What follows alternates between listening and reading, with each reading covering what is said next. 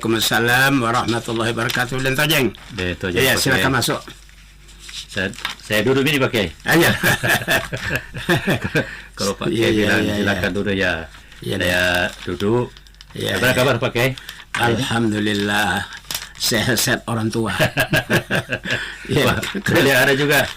Ada lagi santri nih Pak Kiai. Apa iya? Pak Kiai subuh ini. Ya, barangkali sebentar kita kasih kesempatan teman-teman kita kemari, untuk bertanya barangkali nanti. Iya betul. Kita bahas sesuatu hal yang kira cukup menarik pada hari ini. Iya. Begini Pak Kiai, pada pertemuan kita yang lalu Pak Kiai telah menjelaskan ayat kalau tidak salah Al-Baqarah 183 Pak Kiai. Iya betul. Yang pada akhirnya itu orang yang berpuasa targetnya menjadi orang yang bertakwa. Betul. Tak takun. Betul. Nah ini Pak Kiai ada kata yang kelihatannya saling berkaitan. Iya. Mungkin dapat dijelaskan. Misalnya takwa. Iya. Kemudian beriman. Iya. Kemudian ibadah. Iya. Dan akhlak. Iya. Nah, dari beberapa kata yang saya sebutkan tadi ini Pak Kiai, adakah saling keterkaitannya di dalam masalah ini, terutama dalam pelaksanaan ibadah puasa kita pada hari ini Pak Kiai? Begini tentunya betul, ya, bahwa iman, amal, akhlak merupakan rangkaian kesatuan yang tidak terpisahkan. Ya. Takwa itulah tujuan daripada ibadah puasa. Malah dalam Al-Quran banyak sekali pada surat Al-Qalam, pada surat Az-Zariyat dan surat Dukhan selalu menjelaskan innalil muttaqina fi jannatin na'im. Sesungguhnya bagi orang bertakwa disediakan Allah surga jannatul na'im. Maka takwa inilah bekal untuk kebahagiaan kita di akhirat. Kan itu terdapat lagi ayat dalam surah Al-Baqarah ayat 197, wa tazawwadu fa inna khairaz zadi taqwa wattaquni ya ulil albab. Artinya begini? Nah, berbekallah kamu. Nah, sebaik-baik bekal nanti ialah takwa. Bertakwalah kepadaku hai orang yang mempunyai akal. Karena dengan takwa itu orang masuk surga. Bekal yang terbaik adalah takwa. Jadi kalau di dunia ini bekal yang baik ya ada sawah, ada ladang, ada uang, ya, ada rumah. Itu bekal untuk di dunia, tapi bekal untuk akhirat tidak laku itu. Tidak laku. Yang laku adalah takwa. Nah, sekarang yang perlu diurai dan tentang takwa itu apa? Nah, satu saling melengkapi. Takwa itu adalah iman. Takwa itu adalah iman dan amal. Dan akhlak. Iman dan tojeng sebagai landasan keyakinan mendorong orang untuk berbuat amal. Jadi iman itu harus dapat mewujudkan amal ibadah. Dan amal ibadah harus membuahkan akhlak. Nah, bayangkan dan tojeng, kalau dia beribadah baru tidak berakhlak, banyak sekali dalam Quran. Dia sholat tapi tidak ada akhlaknya. Tuhan mengatakan fawailul lil musallin alladzina hum an sholatihim sahun alladzina hum yuraun wa yamnaunal maun.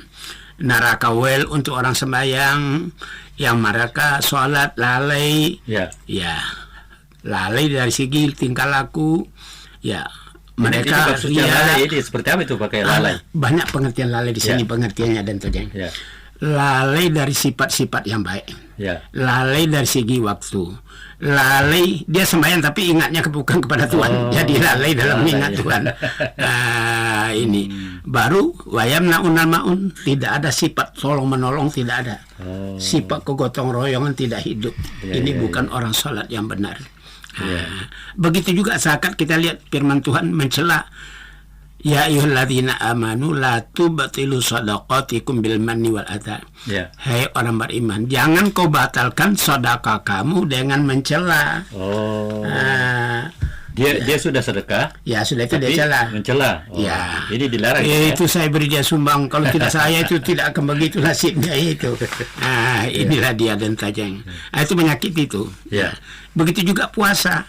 Puasa itu dapat menahan diri dari berbuat dosa. Nah, kalau dia puasa tapi Nabi katakan malam yada qala zur wa amala bihi wal jahala fa laisa lillahi hajatun fi ayyada ta'amahu wa syarabahu.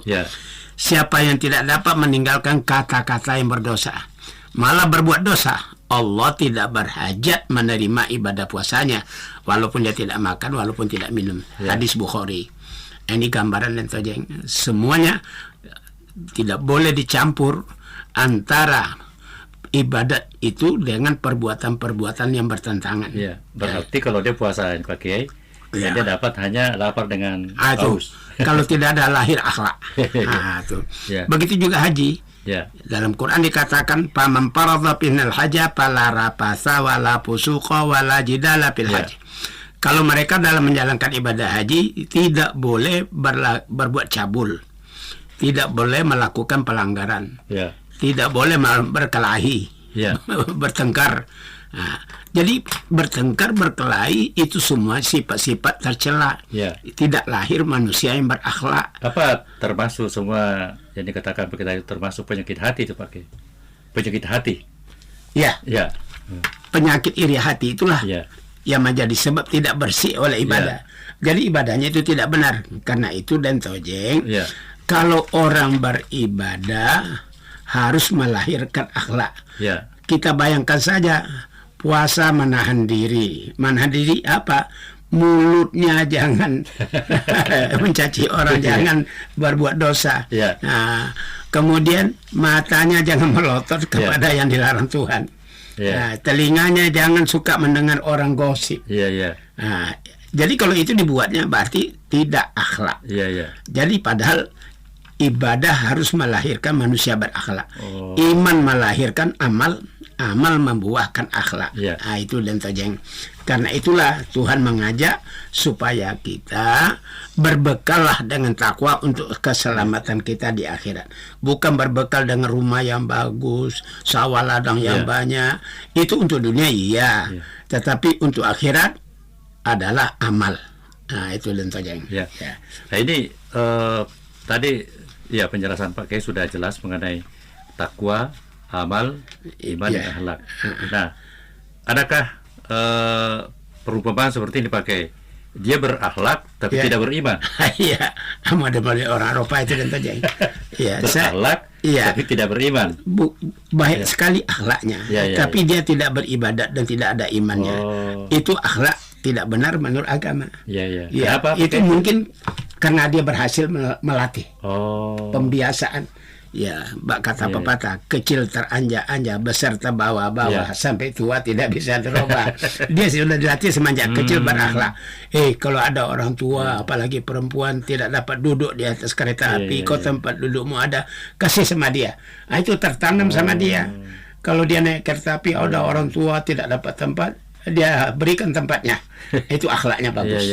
Tapi karena dia tidak ada imannya, akhlak itu tidak ada artinya. Karena itu soal akhlak ini berkaitan untuk kita di akhirat. Nah, adakah model seperti ini Pak Kiai, berakhlak tapi tidak beriman di kalangan di kalangan Muslim begitu Pak Kiai? Ada dan tojeng. Ada yang terbalik. Banyak beribadat tapi akhlaknya tidak tidak benar. Sebaliknya juga ada yang beribadah tidak berakhlak, tapi ada juga yang beriman tidak beribadah. Jadi di sini nampak sekali dan tojeng. Iman harus membuahkan ibadah. Kalau orang mengaku beriman tidak sembahyang, tidak puasa, bukan orang beriman. Sebaliknya, dia beribadah tapi tidak berakhlak. Nah, ibadahnya itu tidak benar. Nah, itu kaitan satu sama lain. Karena itu dikatakan iman dan ibadah dan akhlak rangkaian kesatuan tidak terpisahkan. Kalau sudah terpisah, bukan lagi dia menggambarkan sebagai manusia yang berakhlak. Jadi kesimpulannya antara semua ini yang dijelaskan tadi Pak Kiai tadi itu takwa, iman, amal, akhlak, ibadah itu tidak bisa dipisahkan. Dan harus dia mewujudkan. Kalau iman mewujudkan adanya amal. Tidak ada amal bukan orang beriman. Amal harus mewujudkan akhlak. Tidak ada akhlak, tandanya amal itu belum benar. Sekedar berbuat tapi tidak menghayati apa hakikat. Contohnya saja dan tojeng, kalau orang mau sembahyang basuh muka. Apa itu basuh muka? Supaya muka itu jernih kepada orang lain. Tapi kalau mukanya masam terus kepada orang, bagaimana ceritanya? Tuh basuh tangan supaya jangan mengambil harta orang lain. Itu hakikatnya. Nah, apakah dapat disamakan nih Pak Kiai? Tadi itu ada orang yang setiap bulan puasa, rajin berpuasa, bahkan full sampai 30 hari satu bulan. Tapi tidak salat. Itulah dia. Ya. Sebab bagaimanapun iman itu harus sebagai landasan keyakinan mendorong lahirnya rukun Islam. Syahadat lahir daripada iman, sholat lahir dari iman, zakat lahir dari iman, puasa lahir dari iman, haji lahir karena iman. Kalau itu tidak ada, tanda imannya tidak ada. Jadi puasanya gimana itu pakai? Nah, ya itulah Nabi katakan, tidak ada yang dapat kecuali haus dan lapar saja. Nah, itu yang dimaksudkan. Ini, inilah. Oh ya, ini ada pertanyaan nih Pak Kiai. Ya, kami ingatkan kepada para pendengar acara ini. Silakan mengirimkan pertanyaan, Pak Kiai akan menjawab. Bisa melalui surat, kemudian boleh melalui SMS ke nomor 0411 bagi luar daerah Sulawesi Selatan, Makassar, 628, sekali lagi 628 2345. Ini mudah dihafalin Pak Kiai. Boleh juga melalui Facebook. Facebooknya alamatnya adalah dialog.ramadan@gmail.com. Boleh memilih salah satunya ini Pak Kiai. Sekarang untuk menggampangkan. Sekarang kita akan membalas atau menjawab ini surat ini Pak Kiai. Dari Jumarsono. Alamatnya mungkin lupa dicantumkan di apa namanya? Dicantumkan di sini.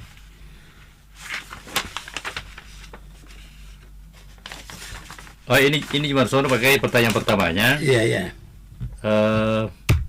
Bapak saya Ustaz pintar ceramah. Wah, bagus ini. Sama dengan pakai itu. Mudah-mudahan dentonya bisa begitu ya pakai bisa memberikan ceramah. Kemudian kawin 2 kali perempuan non Islam. Kedua istrinya tidak dididik Islam dengan baik. Bahkan istrinya yang nomor 2 agamanya tetap Kristen ya. Sama saja Bapak mengatakan bahwa Bapak ini pahamnya Islam nasionalis.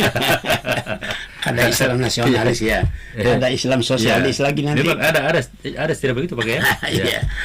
Pertanyaannya, apakah nanti di hadapan Allah Subhanahu Wa Taala paham Islam nasionalis bisa dibenarkan dan diterima oleh Allah, mungkin ada dalilnya.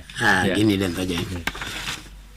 Di dalam Islam tidak dikenal apa yang dikatakan Islam nasional.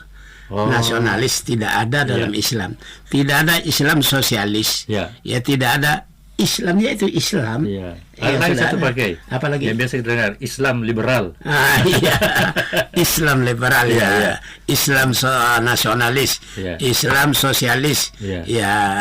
Itu orang yang memberi nama. Tapi dalam Quran kalimat-kalimat semacam itu tidak ada. Sebab jadi hanya manusia yang membuat itu. Tuh. Jadi dalam Quran malah ada dikatakan qalatil a'rabu amanna qul lam tu'minu walakin qulu aslamna walamma yadkhulul imanu fi qulubikum wa in tuti'ullaha wa rasulahu lam yalidkum min a'malikum syai'an innallaha ghafurur rahim. Itu surah Hujurat ayat 14. Surah Hujurat ayat 14. Telah berkata orang Arab, kami sudah beriman. Tuhan perintahkan Muhammad, hei Muhammad, katakan bagi dia, kamu belum beriman, tapi boleh kamu berkata kami sudah Islam. Tidak pakai nasionalis, tidak pakai sosialis atau liberal. Kami sudah Islam. Kenapa? Karena iman belum masuk mengisi hati kamu. Jadi bagaimana mengisi hati itu dengan iman? Ialah dengan ibadah. Itu sebabnya Islam itu ibadah semua dan tojeng. Syahadat itu ibadah, sholat ibadah, puasa ibadah, zakat puasa, ibadah, haji itu ibadah. Jadi iman itu masuk, bertambah kuat, bertambah sempurna dengan melakukan ibadah, dan ibadah itulah nanti membuahkan akhlak. Jadi Tuhan mengatakan intuti'ullah wa rasulahu. jika kamu mentaati kepada Allah dan Rasulnya, ya, di mana lan yalitkum, ya, tidak menyanyiakan Allah dari amal kamu sedikit pun. Allah Maha Pengampun dan Maha Penyayang. Ya. Jadi kalau dia beriman, wujudkanlah dalam pengamalan. Ya, harus diwujudkan ya dalam pengamalan. Ya. Itu benarlah imannya. Ya. Dan benarlah akhlaknya akan terwujud nanti. Ya, tetapi kalau dia mengaku beriman, lantas ya belum nampak ciri-ciri keimanan dalam hati. Karena itu katakanlah saya sudah Islam. Kalau sudah Islam berarti sudah syahadat, sudah sholat, sudah zakat, sudah puasa. Ya kalau ada uang naik haji. Ya. Ini Islamnya kebanyakan masyarakat kita ini cuma baca 2 kalimat syahadat 2 kali juga. 1 kali waktu nikah, waktu lahir, waktu diislamkan, di khitan. Ya, di khitan. Ya. Sesudah itu waktu nikah. Sudah itu tidak pernah baca syahadat. Ini kan tidak benar itu. Ya. Jadi jangan dikatakan iman, Islamnya juga benar-benar lagi. Ya, baru benar Islamnya itu kalau dibaca syahadat itu 5 kali sehari semalam. Ya, malah lebih ya, karena ada salat itu 2 kali baca syahadat. Ya, itu. Lalu dia sambung ini pertanyaan Pak dari Bang Sono. Apakah diperbolehkan orang Islam mengatakan, memang sering kita dengar ini Pak Kiai mengatakan semua agama benar dan baik. Tujuannya hanya satu. Mungkin tujuannya sama begitu Pak. Ya. Apakah seperti itu boleh kita mengatakan? Ini yang dikatakan orang Islam liberal. Iya. Semua agama sama. Ya. Tapi semuanya akan masuk surga. Tapi ada kamar-kamar surganya Kristen di sini, surganya Hindu di sini, surganya Lotsi di sini, surganya Buddha di sini. Sebenarnya yang tepat itu tidak benar dan sebab kita lihat Al-Quran. Inna dina indallahil Islam. Agama yang benar di sisi Allah hanyalah Islam. Itu kita lihat surah Ali Imran ayat 19. Jadi tidak ada semua agama sama. Kenapa? Kita lihat ayat yang kedua, surah Al-Imran ayat 85. Wa may yabtaghi ghairal islami dina fala yuqbala minhu wa huwa fil akhirati minal khasirin. Siapa-siapa yang mencari selain Islam menjadi agama, Allah tidak terima. Kalau begitu jelas sekali Pak Kiai. Iya dong. Maka di akhirat dia masuk orang merugi. Jadi orang yang mengatakan semua agama sama, dia harus membuat surga sendiri. Semua agama masuk surga semua toh. Jangan masuk di surganya Allah. Enggak. Kalau Allah mengatakan tidak, dia mengatakan ya mana surgamu, mana nerakamu. Ya masuk kalau orang Yahudi masuk surgamu, masuk kalau orang Buddha masuk surgamu. Kalau surga Allah mengatakan tidak masuk. Kalau dia mengatakan semua agama sama, berarti semua agama masuk surga. Itu. Jadi silakan bikin surga sendiri. Karena Tuhan sudah mengatakan siapa yang menganut agama selain dari Islam, Allah tidak terima. Di akhirat dia masuk ke dalam neraka. Nah ini pertanyaan lanjutannya dipakai tadi dengan orang tuanya ini. Apakah katanya bapaknya itu Islamnya baik menurut Quran dan hadis? Sudah jelas tidak dan terjang. Sebab apa? Seharusnya memang dalam Islam begini, kalau wanita itu Kristen lantas dikawini oleh orang Islam, wanita tetap dalam agama Kristennya, itu benar. Tetapi hendaklah berusaha kita tidak boleh dipaksa dia masuk Kristen, tapi diwujudkanlah. Setelah Nabi Isa meninggal, maka datanglah Nabi Muhammad melanjutkan agama yang lalu, diberi nama Islam. Maka itulah yang harus diikuti. Peraturan yang di belakang ini, peraturan yang lalu sudah dianggap lewat. Kelanjutannya diteruskan oleh Nabi Rasulullah. Jadi peraturannya sudah berbeda. Sembahyang yang dilakukan zaman Nabi Isa dengan sembahyang yang dilakukan oleh umat Muhammad tidak sama lagi. Begitu dan tojeng. Oleh karena itu kita harus mengikuti Ya, ajaran yang dibawa oleh Nabi Muhammad demi keselamatannya. Nah, itu yang dinamakan Islam. Nah, itu Islam artinya membawa selamat. Ya, jadi dengan demikian tidak semua agama dikatakan sama. Namanya saja tidak sama. Ya, bagaimana mau dikatakan sama? Dari nama saja sama, tidak sama. Ya. Berarti hakikat seluruhnya tidak sama. Ya. Karena Islam itu selamat. Ya, sehingga kata Tuhan, wa may yabtaghi ghairal Islam, siapa yang mencari selain daripada keselamatan suatu agama, Allah tidak terima. Karena yang selamat hanyalah Islam. Itu firman Allah. Ya, saya kira jelas ini dari Pak Jubarsono.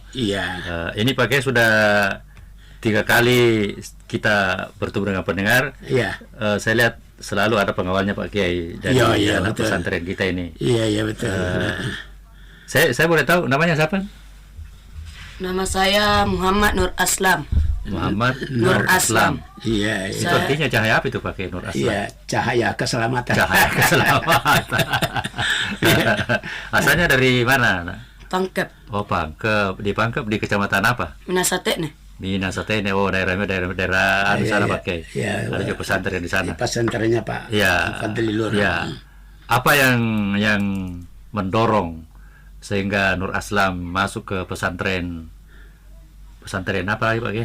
Putra Ulumul Islam. Itu ingin menuntut ilmu. Oh iya. Supaya menjadi Ustaz.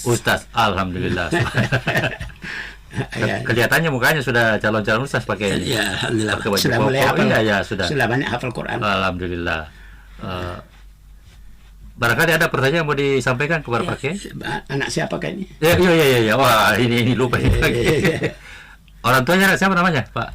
Haji Hasan. Haji Hasan. Tinggal di Pangkep juga? Iya. Ibu? Haja Suryani. Haji Suryani. Saudara berapa orang? 5. Anak keberapa? Anak keempat. Oh, keempat. Berarti masih ada dia 1? Ya. Oh, iya. Silakan, ada pertanyaannya barangkali. Iya. Bagaimanakah hukumnya kalau menjadi pegawai negeri bayar 20 juta rupiah? Pasti dapatkah diangkat menjadi pegawai negeri? Oh, ini pertanyaannya bagus juga ini. Ya, sekarang kan pakai ini sudah hampir lagi musim penerimaan pegawai negeri. Tapi kelihatannya sering ada informasi bahwa kalau mau masuk harus bayar sekian. Bayar sekian. Nah, itu kalau kita tarik dari dalam kaitannya dengan masalah agama itu gimana dipakai itu? Itulah dan saja. Iya. Kalau orang beriman itu berakhlak. Menerima uang semacam itu uang jasa. Padahal bukan uang jasa. Biasa disilakan ucapan terima kasih. Padahal lebih menonjol sogok. Bukan ucapan terima kasih, tapi sifatnya lebih sogok kepada sogok. Nah, itu yang dikatakan oleh Nabi dan Tojeng, ar-rashi wal murtashi pinnari. Yang menyogok dan yang menerima sogok sama-sama masuk neraka. Nah, banyak orang yang beranggapan yang menyogok itu dia bebas bagi padahal cuma yang menerima itu karena menerima. Saya kan memberi. Tapi kan jelas penjelasan. Tidak mungkin ada menerima kalau tidak ada yang memberi. Dengan adanya memberi, ada yang menerima. Dan tidak mungkin dia memberi kalau tidak dipaksa untuk memberi. Karena kau tidak akan dapat balasan tanpa memberi apa-apa. Karena ada sesuatu yang ada udang di balik batu, ada buah di balik daun. Itu dia. Disinilah ketidakjujuran dalam bekerja. Padahal itu urusannya mengangkat pegawai yang mempunyai persyaratan. Sekarang syaratnya ditambah. Biar lengkap persyaratannya lain, tapi kalau tidak ada syarat itu tidak dapat diangkat. Inilah dan Tojeng. Saya kira pertanyaannya sudah bagaimana jawabannya Pak Kiai tadi sudah jelas. Oh ya sudah. Ya mungkin Bapak Ibu sementara pendengar di kampung ada enggak pesan-pesannya pada orang tua? Sedikit kabar. Mengucapkan selamat beribadah puasa barangkali. Selamat menunaikan ibadah puasa. Pada ayah ada. pada ayah dan ibu. Pada ayah dan ibu. Ini keretanya masih mengantuk ini pakai. Iya. Iya, habis banyak, belum sahur. Belum sahur. Iya. Nah, sekarang kita pindah ke ini ada surat pakai. Iya. Ini yang ditanyakan begini pakai. Iya. Ibu saya katanya sudah tua. Usianya 85 tahun. Oh iya. Tapi alhamdulillah tidak pernah lalai atau melupakan salat. Iya. Mengingat umurnya yang sudah lanjut dipakai, apakah boleh salat ibunya ini yang sudah tua dijamak? Misalnya duhur asar, maghrib dengan isya. Nah, itu yang pertama. Kemudian yang kedua pakai tahun ini tidak mampu lagi menjalankan ibadah puasa. Pertanyaannya, bagaimana tata cara membayar fidyah? Apakah boleh dalam bentuk uang selain beras? Jumlahnya berapa? Dan sebaiknya diberikan kepada siapa ini? Fidyahnya. Juga dari Haji Lia di Makassar ini Pak. Oh gitu benar ya. Begini. Itu sudah terdapat dalam Quran pada surah Al-Baqarah itu. Wa 'alal ladzina yutiqunahu fidyatun ta'amu miskin. Nah, orang-orang yang sudah sulit menjalankan ibadah puasa. Yang sulit itu ada dua macam saja. Sulit karena jadi kuli bangunan. Sulit karena pekerjaan berat ini. Setiap pagi sampai sore di lapangan terbuka. Panas kerja. Nah, ini yutikunahu, sulit dia berpuasa. Nah, maka dia bayar fidyah. Nah, dan yang kedua dan tojeng, kata yutikunahu sulit berpuasa karena usia sudah lanjut. Daya tahan tubuh sama sekali tidak mungkin lagi untuk puasa. Kepada beliau itu juga dibolehkan tidak berpuasa dengan membayar fidyah. Sekarang fidyah itu apa? Yang bersifat makanan. Karena kita ini makan dari nasi, yaitu beras. Maka beras yang diberikan kepada orang-orang miskin dan tojeng, yaitu 3/4 liter. 3/4 liter. 3/4 liter. Jadi biasanya cukupkan 1 liter. Satu hari. 1 liter 1 hari. Nah, bagaimana kita membayar fidyah? Nah, ini ada kesalahan masyarakat. Kadang-kadang memberikan fidyah dan tojeng. Begitu masuk puasa hari Sabtu nanti, sore-sore sudah diantar 30 liter karena dia akan tidak puasa 30 hari. Diantar 30 liter. Itu salah. Mungkin menginginkan supaya tidak terlalu repot. Kadang-kadang terbalik dan sudah mau lebaran diantari 30 liter. Kedua-duanya juga salah. Nah, sebaiknya gimana nih Pak Kiai? Apa salahnya kalau diantar sebelum atau hari puasa pertama diantar 30 liter? Itu utang puasa terjadi, tidak puasa hari ini fidyah. Nah, jadi kalau diantar 30 liter namanya belum berutang, sudah dibayar.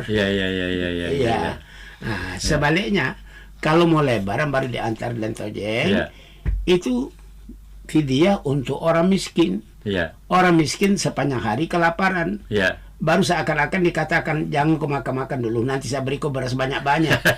Sudah mati si miskin baru diantarkan fidyahnya. Karena itu yang benar dan tojeng ucapan Nabi, likulli yaumin muddun. Setiap satu hari satu fidyah. Jadi orang berfidyah itu dan tojeng capek mengantar fidyah. Tapi orang puasa capek karena puasa. Kira-kira capek mana? Puasa atau antar fidyah? Tentu capek kalau puasa Pak Kiai. Itu dia. Karena itu jangan diborong dong. Begitu dan tojeng. Nah, apakah bisa dikonversi dengan uang itu? Di sini perbedaan dan tojeng. Pendapat Imam Syafi'i tidak boleh. Harus beras. Harus beras. Nah, pendapat Imam Syafi'i malah lebih baik uang, karena kebutuhan orang miskin bukan hanya makan, juga kalau makan tidak ada sambal tidak jadi juga. Karena itu buat pendapat Imam Hanafi, maka sesungguhnya nilainya sama. Uang itu dengan beras sama-sama kepentingan hidup orang miskin. Katakanlah beras sekarang ini 1 kilo 7.000. Nah, tuh. Nah, maka kita berikanlah harga Rp7.000 setiap hari. Iya. Nah, itu Iya. Saya kira jelas ini Pak Kiai. Ini masih ada surat ini Pak Kiai yang kita terima. Ini menyangkut ini orang yang sering ke masjid salat berjamaah. Ini katanya ini dari Batiar ini Pak Kiai, Bantimurung. Kalau saya ke masjid untuk salat berjamaah subuh, kira-kira yang mana diprioritaskan atau didahulukan?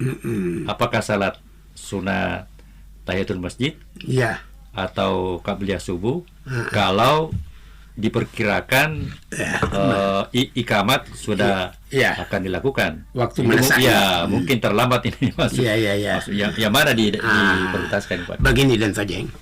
Kalau jamaah masuk, kalau dia kerjakan sholat tahiyat masjid, kemudian qabla subuh atau sunat sebelum subuh sempit, maka dia harus ambil sebelum subuh. Qabla subuhnya. Jadi sunat sebelum subuh diambil. Kenapa? Jika diambil sunat sebelum subuh sudah terpenuhi tahiyat. Tapi kalau diambil tahiyat tidak terpenuhi sunat sebelum subuh. Begitu dan Tojeng. Karena hadisnya mengatakan siapa yang masuk masjid jangan duduk sebelum sholat sunat 2 rakaat. Tidak ditentukan harus tahiyatul masjid. Yang penting salat 2 rakaat. 2 rakaat.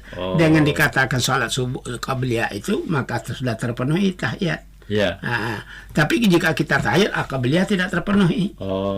Begitu dan Tojeng. Tapi pahalanya sama Pak Kiai. Pahalanya tentu pahala qabliyah tadi itu. Qabla itu yang kita dapat. Tetapi qabla ini sunat muakkad dan Tojeng. Jadi terpenuhi tahiyat, terpenuhi sunat muakkad. Itu. Tapi kalau diambil tahiyat tidak terpenuhi sunat muakkad. Itu perbedaannya. Jadi kalau mau ambil dua-dua, itu kalau kapan waktu. Makanya harus segera ke masjid. Cepat-cepat bangun dong. Begitu nantinya. Ini pertanyaan terakhir Pak Kiai sebelum kita berakhir. Ini mengenai masalah sunat. Puasa sunat ini Pak Kiai. Ini dari Samsudin di Makassar. Saya menanyakan kepada Pak Kiai dan Tojeng masalah puasa sunat di bulan Sa'ban. Alhamdulillah katanya saya rutin melaksanakan puasa Senin Kamis. Apakah benar puasa sunat di bulan Sa'ban itu batasnya hanya sampai pertengahan bulan Sa'ban? Setelah itu dilarang atau haram hukumnya melaksanakan puasa sunat dan puasa qada hingga memasuki bulan Ramadan. Bagaimana yang dipakai ini? Begini dan Tojeng. Di dalam hadis riwayat dari Aisyah, hadis dari Bukhari Muslim berbunyi begini. An Aisyata, ma ra'aitu Rasulullah SAW istikmala siyama syahri qattu illa syahra Ramadan. Wa ma ra'aitu fi syahri aktsara minhu siyaman fi Sya'ban. Kata Aisyah, tidak aku lihat Rasulullah SAW sempurna puasa sebulan kecuali puasa Ramadan yang sempurna sebulan. Kemudian tidak aku lihat Nabi yang lebih banyak berpuasa dalam 1 bulan daripada bulan Sya'ban. Bulan Sya'ban. Jadi kalau dibanding bulan-bulan lain, bulan Sya'ban itu yang paling banyak puasanya Rasulullah dari bulan-bulan yang lain. Sehingga ada orang menafsirkan sampai 15 hari. Sesudah puasa 15 hari jangan lagi puasa supaya kondisi badan dipulihkan. Begitu dan Tojeng itu riwayatnya. Karena kita akan berpuasa selama 1 bulan nanti. penuh. Kemudian juga memang ada puasa sunat yang banyak diterlupakan oleh masyarakat, puasa Syawal. Karena begini dan Tojeng, kalau ada hadis yang mengatakan tidak boleh puasa sunat sebelum qada Ramadan dijalankan. Tetapi hadis itu lemah. Ternyata Aisyah sendiri istri Nabi sebagai ahli hadis selalu mengqadha puasa di belakang. Didahulukan Sya'ban karena Sya'ban terbatas bulannya. Kita puasa kalau qadha tidak terbatas. Sehingga beliau mendahulukan Sya'ban. Sehingga Nabi katakan dalam hadis man shoma ramadhana sumat ba'u sitan min syawalin kana kasiyamid dahri. Hadis Muslim. siapa yang puasa Ramadan diiring Syawal 6 hari sama nilainya dengan puasa 1 tahun. Oh. Yang 6 hari itu pakai ya? Iya. Kenapa dikatakan 1 tahun? Begini dan Tojeng. Kalau puasa Ramadan 30 hari. Setiap 1 hari oleh Islam dinilai 10 nilai pahala. Jadi kalau 30 hari kali 10 berapa? 300. 6 hari kali 10 600. 6 kali 10 60. Jadi jumlahnya berapa? 360. 1 tahun berapa? Oh ya, 360 Pak. Itulah dia. Itulah kita kan puasa Ramadan, puasa 6 sama dengan puasa setahun itu. Nilai pahala di sisi Allah. Begitu dan saja. Itu. Ya, saya kira itu pertanyaan dari Pak Samsudin dan juga mengakhiri pertemuan kita dialog Ramadan kali ini. Insya Allah kita akan jumpa lagi besok subuh Pak Kiai. Sekali lagi kami ingatkan yang ingin mengirim pertanyaan boleh melalui SMS ke 0411 di luar Makassar, nomornya 628 2345. Aja juga boleh melalui Facebook dialog.ramadan@gmail.com. Baiklah Pak Kiai, saya mohon diri. Assalamualaikum warahmatullahi wabarakatuh. Waalaikumsalam.